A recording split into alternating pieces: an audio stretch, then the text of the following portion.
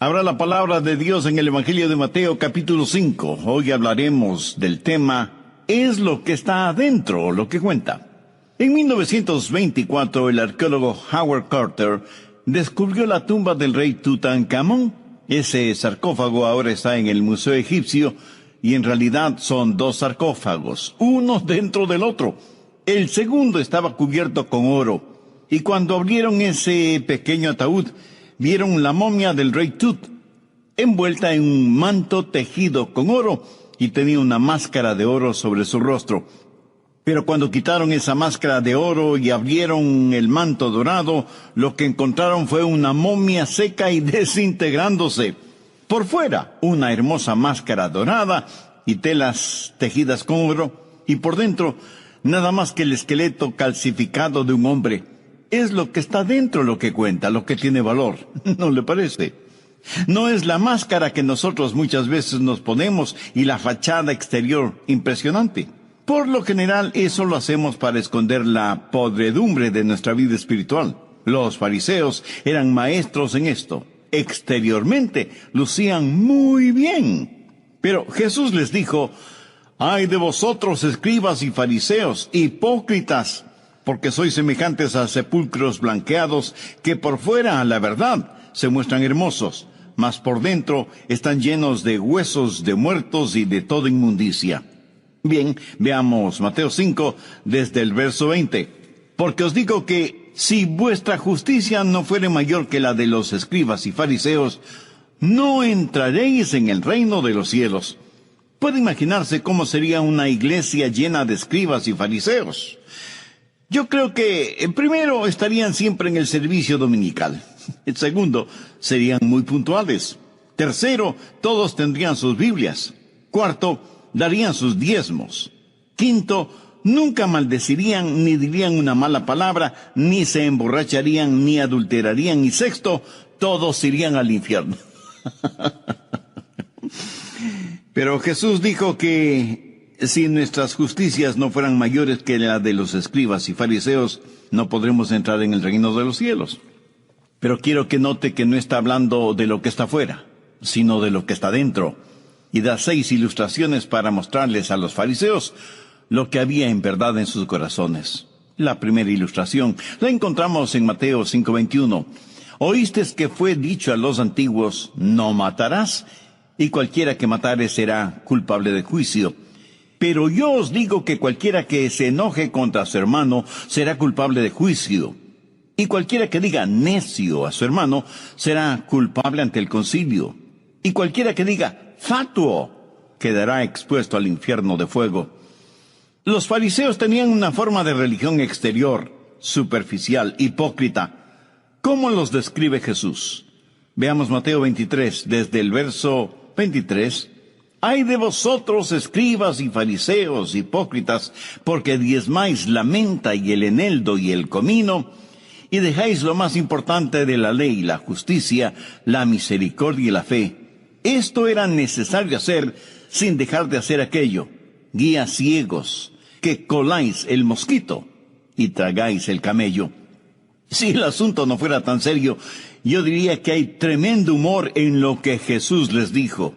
Los escribas y fariseos, cuando diezmaban plantas o granos, eran meticulosos contando: de 10 hojas de menta, 9 para mí y 1 para el Señor. De 10 granos de trigo o cebada, o lo que fuere, 9 para mí y 1 para el Señor.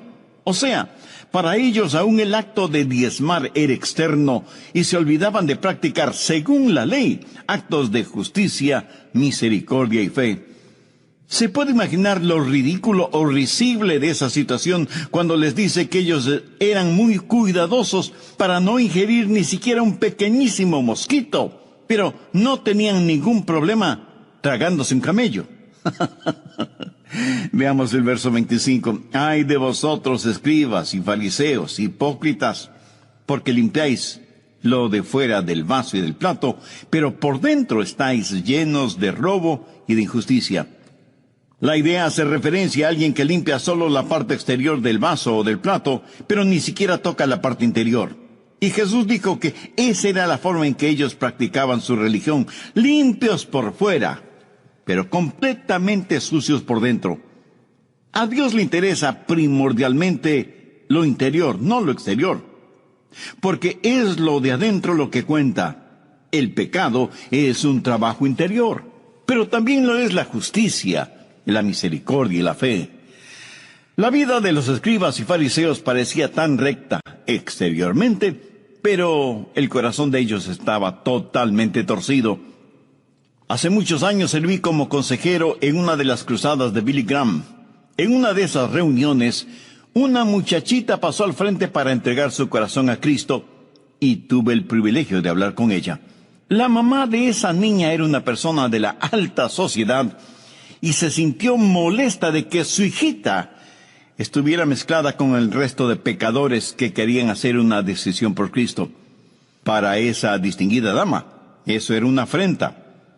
De hecho, ni siquiera entendía por qué su hijita tenía que ser salva, y le decía que no tenía que hacerlo, que ella, como madre, sabía que su hija era muy buena y cosas por el estilo. Bueno, nunca olvidaré lo que esa niña le dijo a su madre mirándole fijamente a los ojos. Mamá, tú no puedes ver mi corazón. Esa jovencita sabía que era pecadora y que necesitaba ser salva, pero su madre era como los fariseos de antaño, preocupados por lo exterior, a expensas de lo interior. Un hombre no es pecador porque peca, peca porque es pecador. Un hombre no es ladrón porque roba, roba porque es un ladrón. Un hombre no es mentiroso porque miente, miente porque es mentiroso. Jesús dice que estas cosas salen del corazón, y esa es la razón por la que dice que nuestra justicia debe ser mayor que la de los fariseos y de los escribas. Y muchas de esas personas a quienes Jesús habló y testificó, nunca se salvaron porque nunca se consideraron pecadoras. Antes de ser salvo, un hombre tiene que reconocer que es pecador. Mire lo que Pablo dice en Romanos 10:3. Porque ignorando la justicia de Dios y procurando establecer la suya propia, no se han sujetado a la justicia de Dios. Por eso aquí en el Sermón del Monte, Jesús va a demoler la autojusticia de esa gente y a demostrar que ellos tienen necesidad de Él y que necesitan ser regenerados. Así que la primera ilustración tiene que ver con el asesinato, y Jesús cita uno de los 10 mandamientos, Éxodo 20:13, no matarás. De paso, permítame decir que los 10 mandamientos no prohíben todos los asesinatos. Cuando dice no matarás, eso es lo que literalmente significa. Pero, por ejemplo, el matar animales no está prohibido. Algunas personas piensan que es malo el matar animales. Pero mire la orden de Dios en Éxodo 20:24. O sea, después del no matarás de Éxodo 20:13, dice: altar de tierra harás para mí, y sacrificarás sobre él tus holocaustos y tus ofrendas de paz, tus ovejas y tus vacas. En todo lugar donde yo hiciere que esté la memoria de mi nombre, vendré a ti y te bendeciré. No había nada de malo con el sacrificar esos animales. Cuando Dios ordena no matarás, no se refería a los animales. Ahora, nadie puede ser cruel con los animales, pero no hay nada de malo en utilizar los animales como alimento. ¿Jesús comió pescado? ¿Fue pecador por eso? De ninguna manera. Escuche cuidadosamente lo que voy a decir. La Biblia no prohíbe la pena capital. Por favor, busque Éxodo 21:12. El que hiere a alguno, haciéndole morir, él morirá. Eso es lo que dice la palabra de Dios. Si usted mata a alguien, usted ha cometido un crimen digno de muerte, y cuando la Biblia dice no matarás, no está prohibiendo la pena capital. Por supuesto, ningún cristiano debe vengarse. No nos corresponde. Jamás tendremos el derecho de quitarle la vida a otra persona, y sin embargo, el gobierno sí puede hacerlo. Busque Génesis 9:6. El que derramare sangre de hombre, por el hombre su sangre será derramada, porque a imagen de Dios es hecho el hombre. Dios valora muchísimo la vida humana.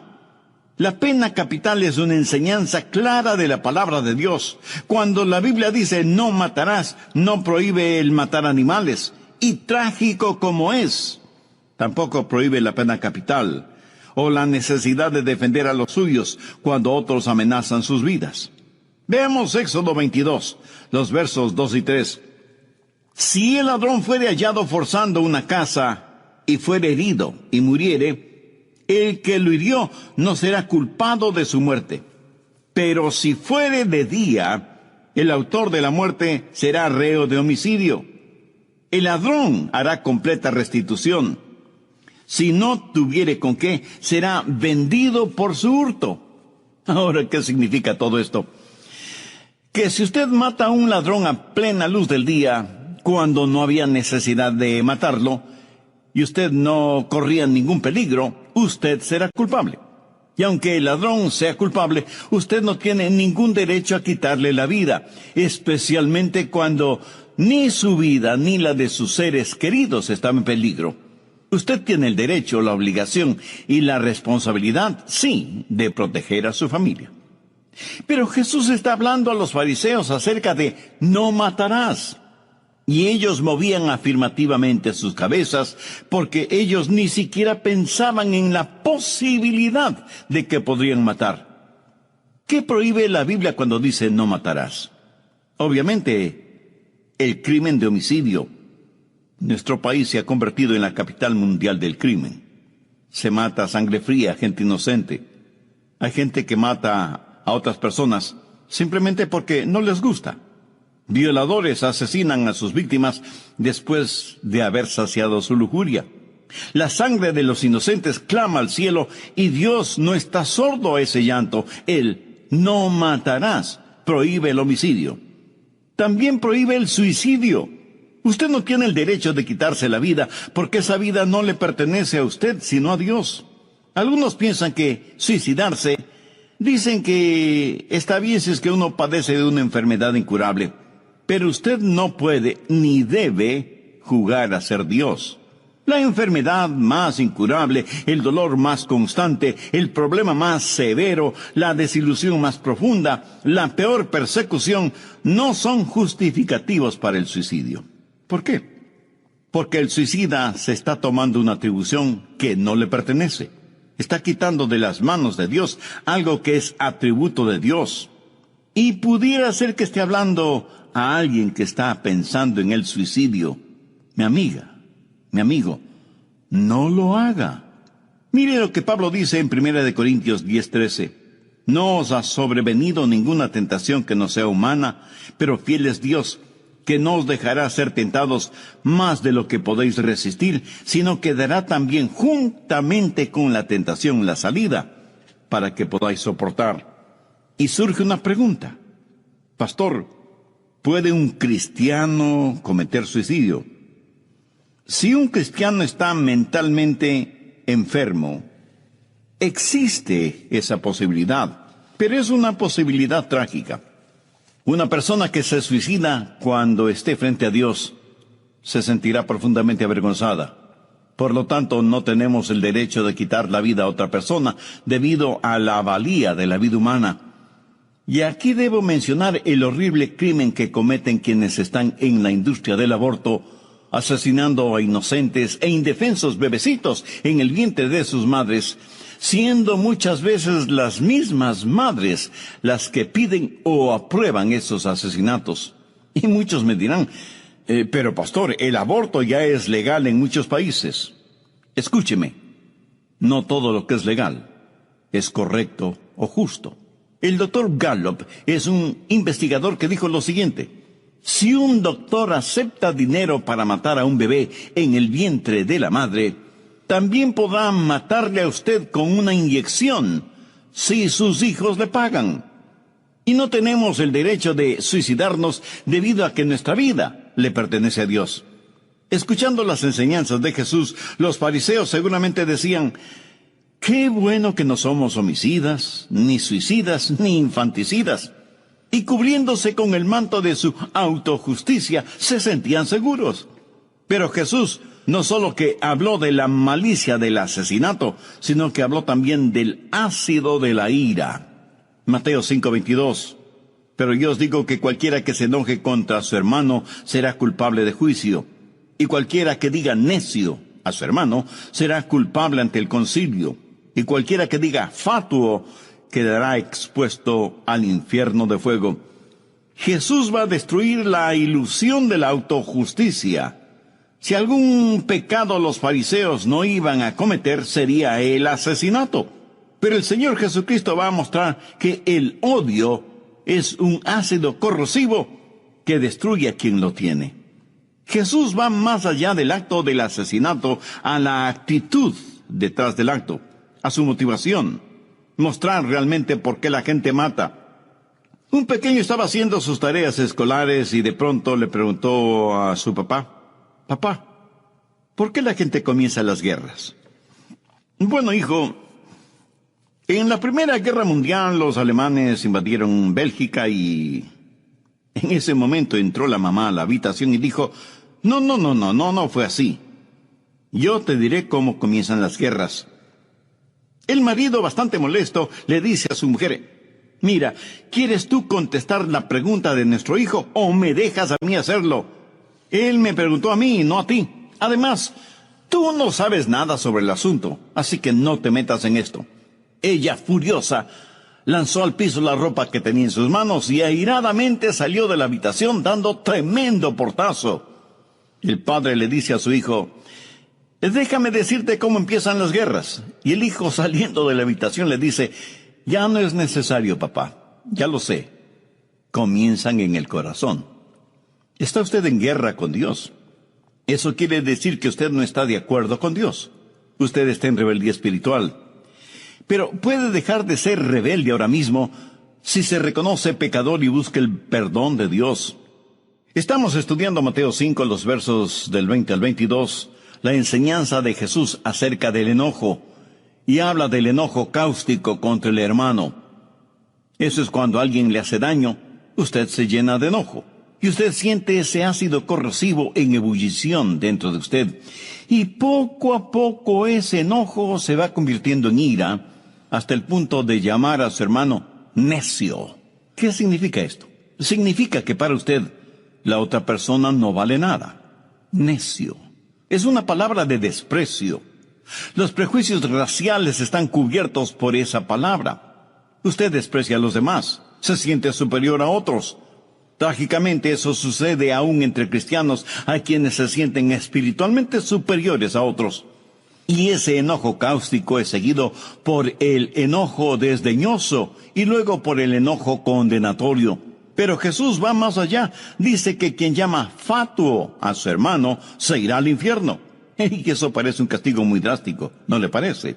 Pero es que debemos entender lo que la palabra fatuo significa en la Biblia. Se refiere a perversidad moral, a impiedad, a maldad. Una persona fatua, a menos que sea redimida y salvada, es una persona condenada y sin ninguna esperanza. El enojo a veces comienza a arder lentamente en el corazón y luego se convierte en un verdadero incendio de trágicas consecuencias. Busque 1 de Juan 3:15. Todo aquel que aborrece a su hermano es homicida. Y sabéis que ningún homicida tiene vida eterna permanente en él. Pastor Rogers, ¿es todo enojo malo? Por supuesto que no. En Efesios 4:16 se nos da 2 órdenes. Airaos, pero no pequéis. ¿Lo ve? Enojarse sin pecar. No se ponga el sol sobre vuestro enojo. La ira es algo malo, pero el enojo justo es diferente. Por lo menos 18 veces en el Antiguo Testamento leemos acerca del enojo de Dios. Y en el Nuevo Testamento tenemos la historia de cuando Jesús se enojó, lanzando afuera a los mercaderes en el templo. Uno puede determinar el carácter de una persona sabiendo qué es lo que le enoja. ¿Qué es lo que le enoja a usted? ¿Que perdió su equipo favorito? ¿Que alguien le ganó el único estacionamiento posible? Ahora, ¿sabe cómo enojarse sin pecar? Se lo diré. Enójese contra el pecado. Jesús nos previene contra el enojo que permite que Satanás construya una fortaleza en su vida. Esposos y esposas, escuchen. Si ustedes están enojados por alguna razón, nunca se acuesten estando enojados. No se ponga el sol sobre vuestro enojo, ni deis lugar al diablo. Cuando usted tiene enojo en su corazón, y no lo elimina, y enojado se va a la cama, ¿sabe lo que hace? Le está dando permiso al diablo para que levante campamento en su vida. El enojo es la sustancia de la cual el diablo se siente muy a gusto. Pero también deseo que note lo que dice Efesios 4, los versos 28 al 30. El que hurtaba no hurte más, sino trabaje, haciendo con sus manos lo que es bueno, para que tenga que compartir con los que padecen necesidad. Ninguna palabra corrompida salga de vuestra boca, sino la que sea para la necesaria edificación, a fin de dar gracia a los oyentes. Y no contristéis al Espíritu Santo de Dios, en el cual fuisteis sellados para el día de la redención. La mayoría de los fariseos no robaba, ni salían palabras corruptas de sus bocas, pero note lo que Jesús les dice en el verso 31. Quítense de vosotros toda amargura, enojo, ira, gritería y maledicencia y toda malicia. La palabra de Dios es viva y eficaz y más cortante que toda espada de dos filos. El enojo está detrás del asesinato y quiero que note su progresión en 5 pasos, de acuerdo a lo que vemos en Efesios 4. Primero, amargura, en el verso 31. ¿Sabe usted lo que es la amargura? Es ese resentimiento que se anida en su corazón cuando siente que alguien le ha hecho daño, que alguien le ha despreciado, o ha abusado de usted, o le ha deshonrado verbalmente. Eso es amargura. No es enojo todavía, solo amargura. Tal vez usted no diga nada a nadie, pero ya tiene ese resentimiento. Segundo, enojo. La palabra enojo proviene de una palabra griega que significa quemar lentamente. A veces no ha sentido eso dentro de usted. Es la amargura que se está convirtiendo en enojo. Como decir que está acumulando un material inflamable dentro de usted. Tercero, ira. Alguien abre el cuarto en donde usted tenía todos esos trapos inflamables y el oxígeno produce una combustión espontánea. Y aquello que solo humeaba se transforma en calcinantes llamas. Ira. Gente que súbitamente pierde el control, la compostura. ¿Conoce usted a personas así? Personas de temperamento volátil que cuando llegan al nivel de la ira, rompen cosas, patean puertas y hasta pueden golpear a quien quiera que se les ponga por delante. Y los demás asombrados lo único que preguntan es, ¿qué mosca le habrá picado? Pues es la amargura convertida en enojo que se transforma en ira. Pero eso no es todo. Hay mucho más todavía. Cuarto, gritería. Bueno, creo que todos sabemos lo que es gritería, ¿verdad? Elevamos el tono de nuestra voz. Y cuando alguien nos pide que no gritemos, a gritos respondemos que no estamos gritando. Quinto, maledicencia. Una vez que usted ha elevado el tono de su voz, una vez que se ha encerrado usted mismo en esa actitud, comienza a decir cosas malévolas, diabólicas, y deja salir expresiones que no debía usar, y a decir cosas que no debía decir. Por ejemplo, decirle a su hijo, tú no sirves para nada, eres vago y holgazán como tus amigos. O a su esposa, decirle, qué maldición fue el haberme casado contigo, ojalá te murieras. Y cosas así por el estilo. Y el diablo está frotándose las manos de alegría y riéndose y empujándole y susurrando en sus oídos las cosas horrorosas que debe seguir diciendo. En pocas palabras, usted está fuera de control. ¿Sabía que por ahí hay una enseñanza psicológica que dice que es bueno para una persona el ventilar su ira? Dicen, desahóguese, grite, maldiga, patee. Es bueno abrir la válvula de presión y dejar escapar toda la ira que tenemos adentro. Mi amigo, eso no es más que una mentira. Desde el punto de vista bíblico, no hay ningún respaldo para una aseveración de esa naturaleza. Es más, en su libro, La ira, una emoción mal entendida, su autora Carol Travis dice lo siguiente: la razón psicológica para desahogar la ira no resiste ni el más elemental escrutinio experimental. El peso de la evidencia indica precisamente lo contrario. Expresar la ira provoca más ira, solidifica actitudes negativas y establece hábitos de hostilidad. Por eso es que la Biblia dice en Proverbios 15:1, la blanda respuesta quita la ira, mas la palabra áspera hace subir el furor. Mucha gente lleva diariamente esta carga de amargura. Aún gente aparentemente religiosa, piadosa, y que parece no ser capaz ni de matar una mosca. Gente que va a las iglesias, sea de la denominación que sea, y si la amargura pudiera manifestarse en el rostro, todos los seres humanos, con las debidas excepciones, tendríamos rostros verdaderamente espantosos. Cierto, tal vez usted nunca mate a alguien. En ese sentido, es mucho mejor llevar la semilla en el corazón que hacerla realidad. Tampoco diga, bueno, si solo por pensarlo ya soy culpable delante de Dios, entonces lo voy a hacer de todas maneras. Pero ese no es el punto ahora. No estamos hablando de lo que le sucede a ellos, sino de lo que le sucede a usted primordialmente. Escúcheme. Jesús está tratando con los fariseos y está ilustrando la verdad de que no es lo de afuera lo que nos hace pecadores, sino lo que cada uno de nosotros tenemos dentro. Hemos visto la malicia en el asesinato. Sabemos que existe el ácido de la ira. Pero Jesús también enfáticamente dijo, si vuestra justicia no fuere mayor que la de los escribas y fariseos, no entraréis en el reino de los cielos. O sea, usted no puede entrar en el cielo debido a su buen comportamiento. ¿Sabe lo que hay de malo con la autojusticia? Que es como tratar de llenar un vaso que no tiene fondo. El que usted trate de llenarse con usted mismo no aumenta nada a lo que usted es, porque nada más nada siempre dará como resultado nada.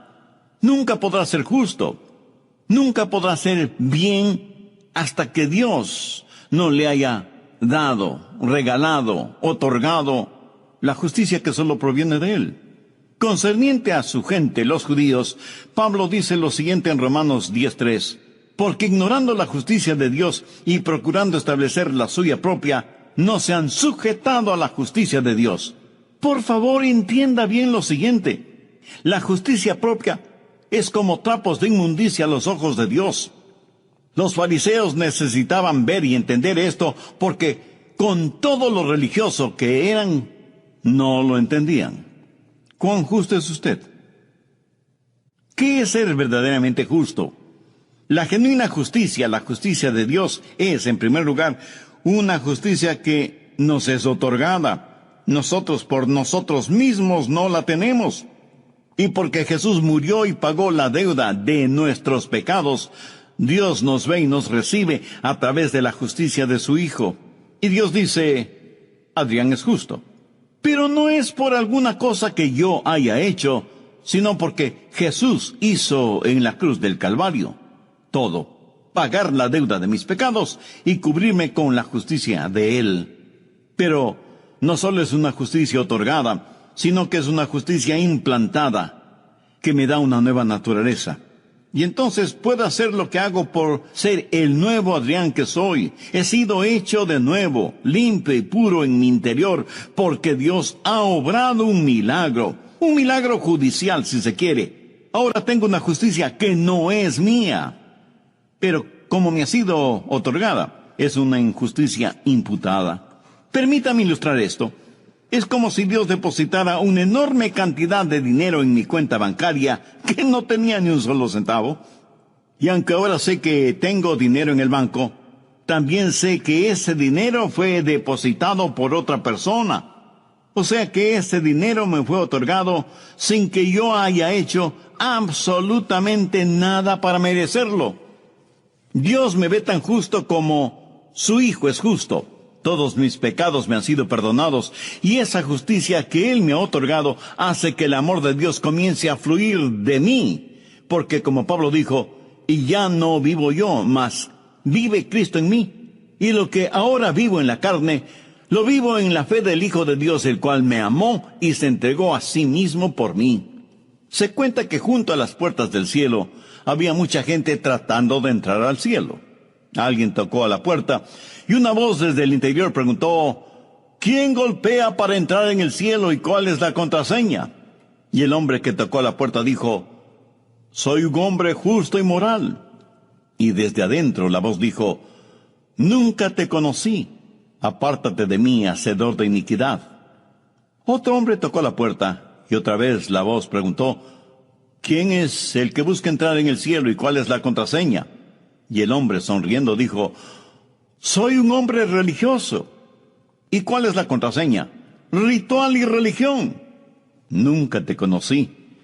Apártate de mí, hacedor de iniquidad. Y otro se acerca y toca la puerta. ¿quién es el que quiere entrar en el cielo y cuál es la contraseña? Oh, yo soy un hombre pacífico y humanitario. ¿Sabes cuál es la contraseña? Por supuesto que sí. Debe ser amor y caridad. Y la voz desde el interior volvió a resonar cuando dijo: nunca te conocí. Apártate de mí, hacedor de iniquidad. ¿Qué situación más incomprensible? Muchas personas golpeando a las puertas del cielo, ansiosas por entrar, y sin embargo nadie lo había logrado.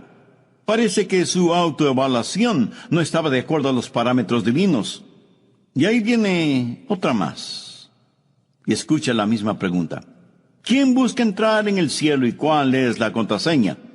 Y este hombre con humildad en su voz responde: nada en mis manos tengo, y solo a la cruz de Cristo me aferro.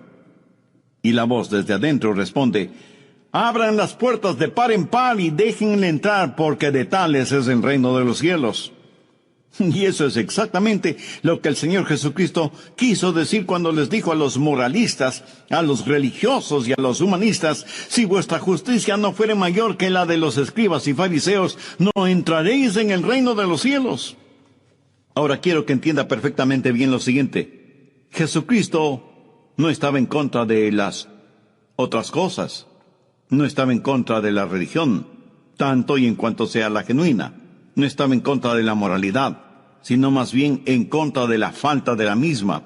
No estaba en contra del amor, porque hubiera sido como estar en contra de él mismo, porque él es la manifestación, la encarnación del amor de Dios. Y por supuesto, él no estaba en contra de los 10 mandamientos, sino que incluso él enseñó cuál era el espíritu de la ley, y no solamente la letra de la ley. Pero él está diciendo que el corazón del problema humano es el problema del corazón humano. ¿Lo entiende? Permítame repetírselo. El corazón del problema humano es el problema del corazón humano. Y la única respuesta para ese problema es el nuevo nacimiento. O sea, la justicia de Dios que nos es otorgada e implantada cuando nos salvamos mediante la fe depositada en el Señor Jesucristo. Mi sincera y constante oración es que cada uno de quienes me escuchan este momento entreguen su corazón a Cristo, confíen absolutamente en Él y sean salvos, no por sus conocimientos intelectuales, no por la influencia y popularidad que tengan, no por su nivel económico, social o político, no por el apellido que tienen o el abolengo de sus familias, sino porque reconociéndose pecadores y necesitados de perdón y salvación, con fe como la de un niño, abren